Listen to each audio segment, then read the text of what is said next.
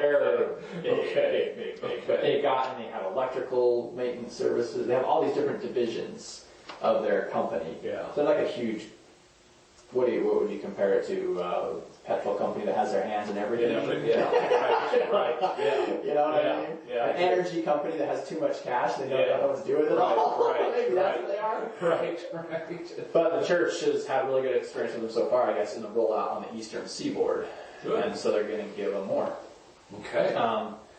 What that opens up for us, if we can solidify our position in this region, then it opens up the door for us to service their other customers. I mean, if we can develop a relationship with them where they say, okay, you're handling 230 properties that we're now handling, we can't exactly give you the boot, because that's a lot of that's a big, you have a big footprint. Right. And just the headache of replacing us would be more than they probably want to deal with. And plus, and that's what our whole goal right now is to get a very good rapport with the FM managers, because through the transition process, the FM managers are going to be the ones dealing with the new MCOR managers for 4 months, 120-day period. Okay. So whatever the FM managers think of us, the new manager is going to think of us. So our goal is to make them very, very happy for the rest of this year. Right. And then coming into transition, we want the MCOR managers to be very, very happy with us. And as we stabilize our base, as we stabilize our infrastructure, we can say, hey, look, you take care of Quick Trip. I don't know what it is. You know, they've got 50 properties. Right. Why not give us the landscaping? Yeah. You know, we'll take the same, we'll take the exact same model Absolutely. and spread it. Yeah. And the growth potential for there is huge. explosive. Yeah. It's almost mind-boggling, actually. So I still feel my main goal is to go for 10 million by 2020. Yeah. And it can happen. It actually could happen. Why does that person keep calling? So you had mentioned on the phone, not this last time, but another time, you had mentioned the possibility of just building up the green space and then selling. Yeah, and that's still my exit strategy. Okay. But with MCOR, it even makes it more. What are these guys back for? I thought they were cool.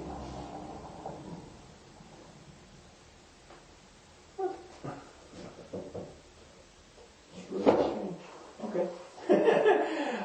It even makes it more appealing to follow that exit strategy, because if you build up, because if someone looking to acquire you and you have one customer, even if it's a lot of properties, that doesn't make your portfolio very strong. Right. But if you have 50 customers with 600 properties, your portfolio is a lot stronger, and if someone looking at you is going to be like, we could acquire, well, one, you're a threat.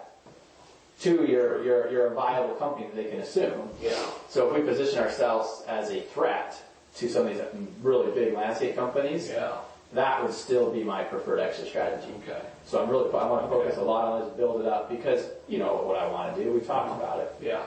And it's going to take some work and time to get there. Right. But it's going to happen. You know, we're going to move in that direction. And bienvenidos. How's it going? Yeah. How are you? Good. Good, guys. What happened to the road trip? Tanner. Yeah, this is Tanner. We haven't left yet. Oh, yeah. We're going. We're going. What they think about the trees? Yeah, he said that they were fine. He was like, they're good. I was like, they're like 3 or 4 feet easily shorter than the other ones. So you're good with that? And he was like, because like on that other side there's the 3 in a row, and the one in the middle is the dead one, so it's gonna go. And I was like, that looks a little weird, but he was like, no, it's good. Okay. So Good though. I just need to print out from that. That's it. Oh, okay. And get all the tools. Oh, I got you. So yeah, that's still kind of the ideal scenario. Gotcha. I think. And what kind of timeline in your head are you looking at with something like that? Is this a 5-year thing? But yeah. Is this a, 3 to 5. Yeah. I think it could probably be more like 5 Okay. to build the proper infrastructure. Yeah.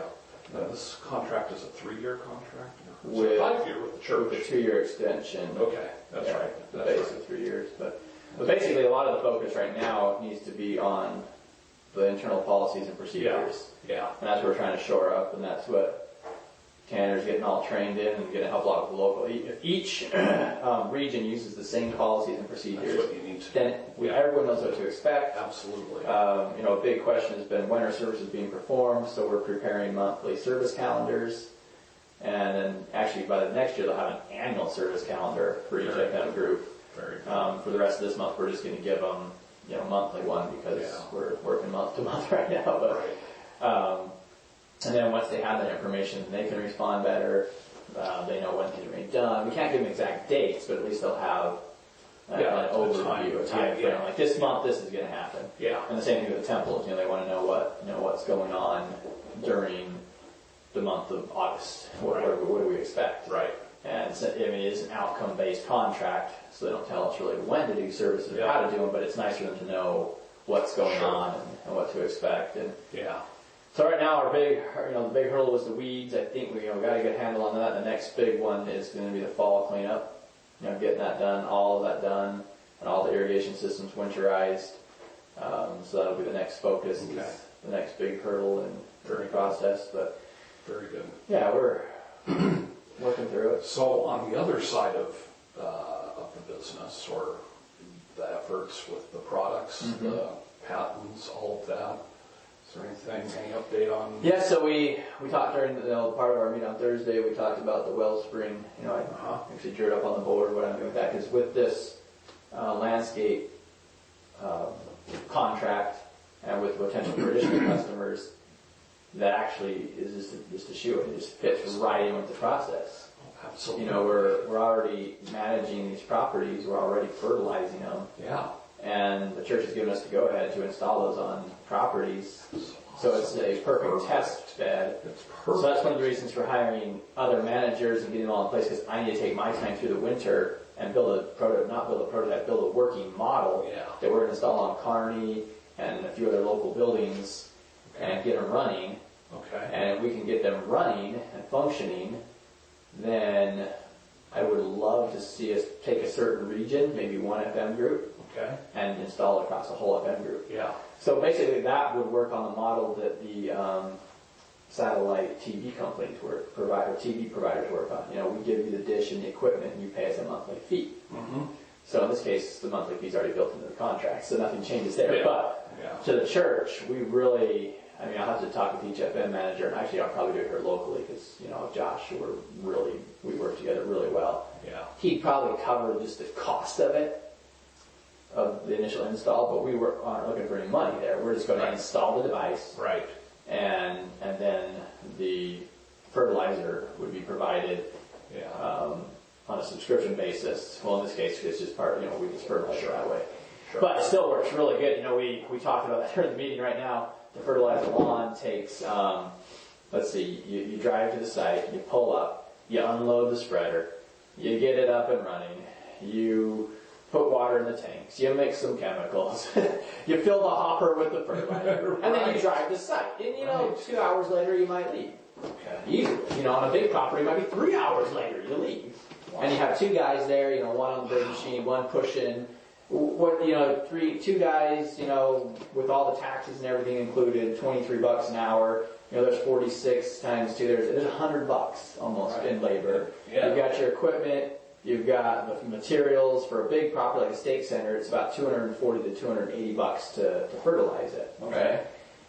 With this new system, and you install the Wellspring device in the main line, one guy in a little S10 can pull up, take his little box, pop it in there, close the lid, and off he goes. 10 minutes, he's done. Yeah. And then the whole month, it's fertilizing. Yeah. Through the irrigation system. So we're really excited about that system and what it's going to... So you're going to test it locally for how long of a period of time? Well, we want to get a couple, obviously, units working first. Yeah. And if I can get them working, manufacture enough to do a large enough area to show the economy of scale of it. Yeah.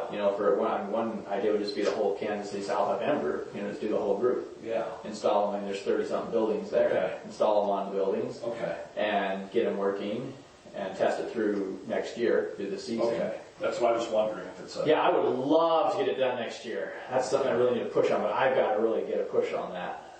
And where we could probably use some help because we're going to have to, the biggest hurdles are funding and manufacturing of something like that.